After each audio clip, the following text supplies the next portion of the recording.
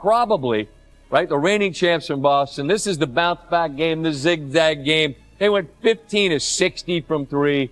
You're banking on the home team being the better team. Heavens to Betsy. This is a foul, but we don't care because OG Anunoby dropped the hammer.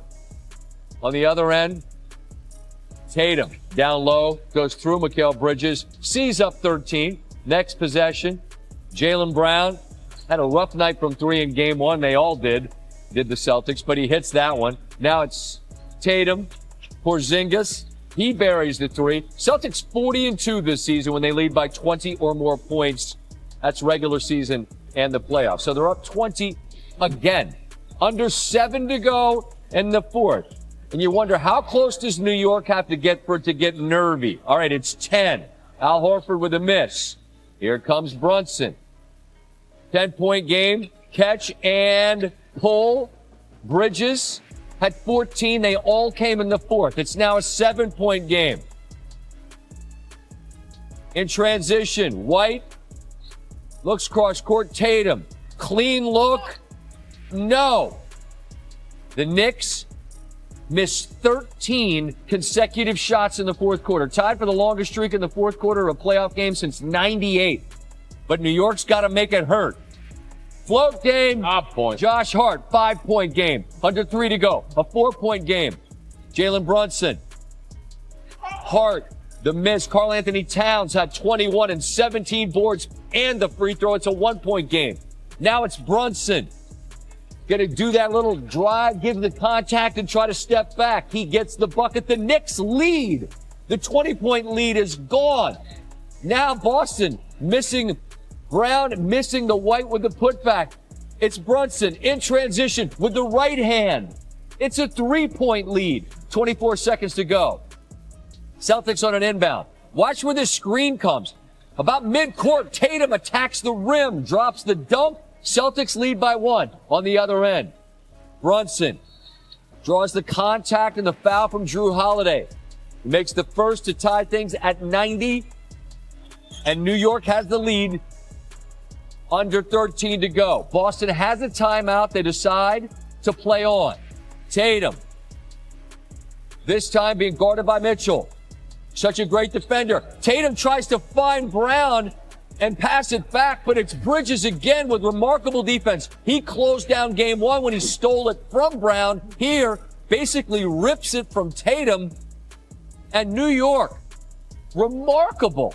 They come back from down 20 on the road for the second consecutive game. They're going crazy outside New York. 5 straight road wins. Here's Brunson after yet another dub.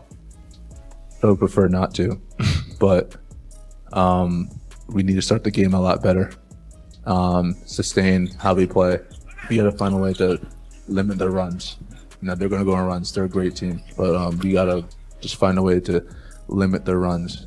And so not get in the hole like that. We can't take anything for granted. We got to find ourselves executing at a higher level. We can't keep doing these 20-point leads for Boston and hope to come back and win the game. We gotta play better. We gotta shoot better. We gotta execute better. We can't start having that kind of Knicks basketball being played down 20. We gotta start the game that way and finish the game that way. 48 minutes. 2 games, we up 20 points. Somehow end up not with wins. It's inexcusable. I feel like we played a little bit fast and sped up a little antsy. Just a rough night. Joe, what was the thought process with not calling timeout there with 12 seconds left? Had one left, got a good look on the exact same play 20 seconds earlier, tried to execute the exact same thing. They did a job of their lower pickup point, and we weren't able to get the advantage. Good full court setting. They subbed out Towns, weren't able to sub out Brunson, had action there, and we just didn't execute. The reigning champs just lost back-to-back games on their home floor to start a series, became the first team in history to blow 20-point leads in both. We just said that. I don't know what to say about it. I cannot believe they did it. I cannot believe they looked so uncertain in the process. Tim Legler in a moment. First, Steve, we have this news into the newsroom. We have an Action Bronson report. Okay.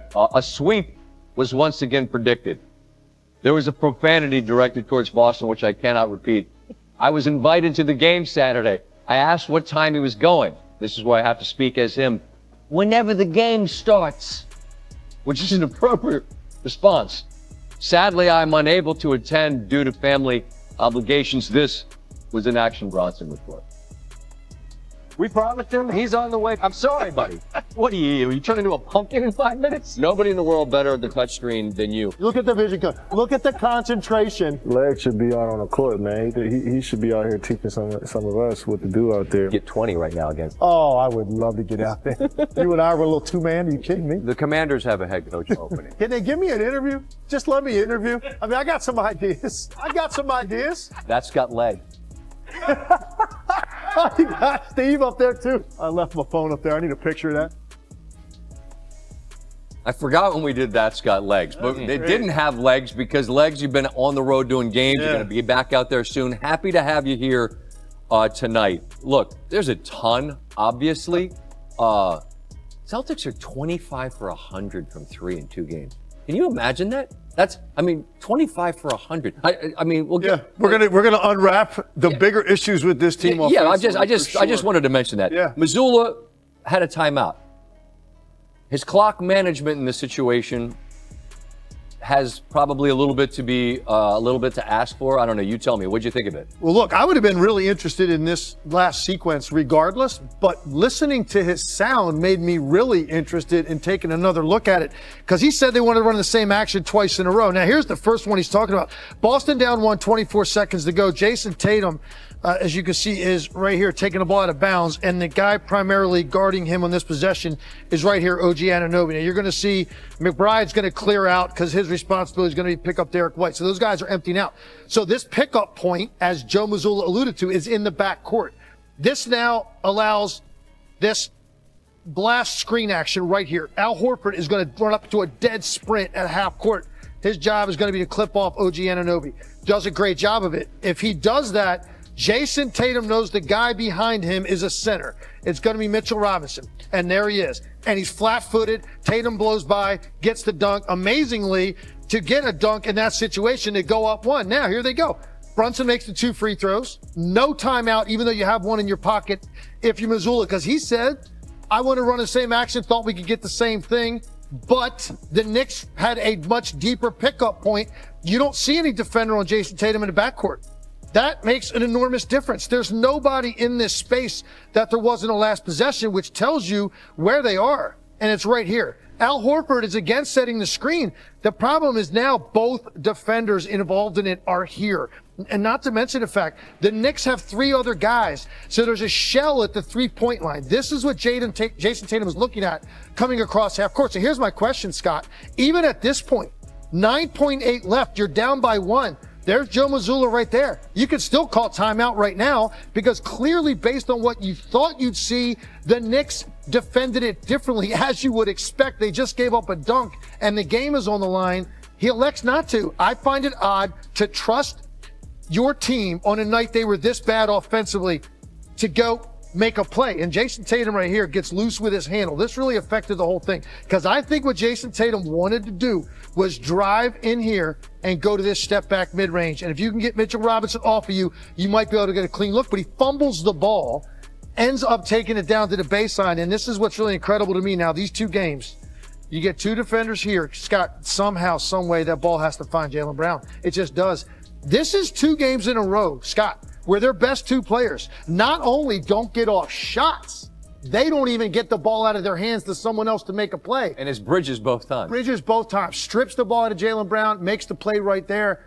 You rarely see great players in those moments not get a shot off or find someone and trust them to make a shot. They were incapable of doing either, and as a result, the Knicks go out of there, with 2 wins. And so I'm really questioning Mazzulla with that last timeout. Your team was so bad offensively. Take it off their plate. Give them something designed in that huddle down 1, going downhill to the rim to try to maybe get a call or something going to the basket. There's 2 things here. There's the melt on Boston's side, and that'll make talk radio in Boston a field day on Thursday. But there's the fight from New York. You hear me and Steve talk about it all the time. We're not joking when we say stay in the fight. New York did it twice in a row, and they won both fights. Now, it's not a knockout. You still got to win 2 more. But how does the fact that they were able to summon this twice, now going back to the Garden, how does this play out moving forward? Well, listen, obviously they're going to feel pretty good going into that crowd on Saturday up 2-0. No one expected this. At best, you're hoping for a split. Right. You steal the first one, and you're probably almost certain you're thinking split. Let's go to Madison Square Garden and rock that place and take control of the series. Now, they've got a situation where they're telling themselves no matter what transpires over the first 36 minutes of the game, they are, to your point, never out of the fight, never out of the game, and actually in a lot of ways comfortable in that situation. Now, Jalen Brunson alluded to it. You can't keep dodging these, right? You've got to be better. No, it's not sustainable. Right. But at the same time, they know Boston has something going on psychologically right now in these moments. You see the shooting percentages, 2 fourth quarters in a row. Inability to make a play at the end of the game from their best player. The Knicks feel like if we can just get you to that spot, we're going to handle it better because we're tougher and more confident. It's particularly, I think, in their best player, Jalen Brunson, gives them a lot of confidence they can operate under that duress. I mentioned New York's been great on the road in the postseason. They won 5 straight. Boston's been a tremendous road team. They're going to need to be, or they're going to be done. So they head to New York Saturday, 3:30 on ABC. More to come from Legs as we continue. What's your favorite team? Comment below, and if you like the video, please leave a like. This really helps the channel grow and brings you even more content. Oh, and if you're not subscribed yet, what are you waiting for? Click the subscribe button and activate the bell to receive all notifications. With each game, we notice that the NBA is getting more competitive every day, and all the teams are looking for reinforcements to win the championship. And only here can you follow your favorite team daily with incredible content from different sources. Here on the channel, there are new videos every day with analysis, curiosities, and the best moments in basketball. That's it for today, folks. Thanks for following along. The NBA doesn't stop, and neither do we. Until the next video. NBA, the passion that connects us.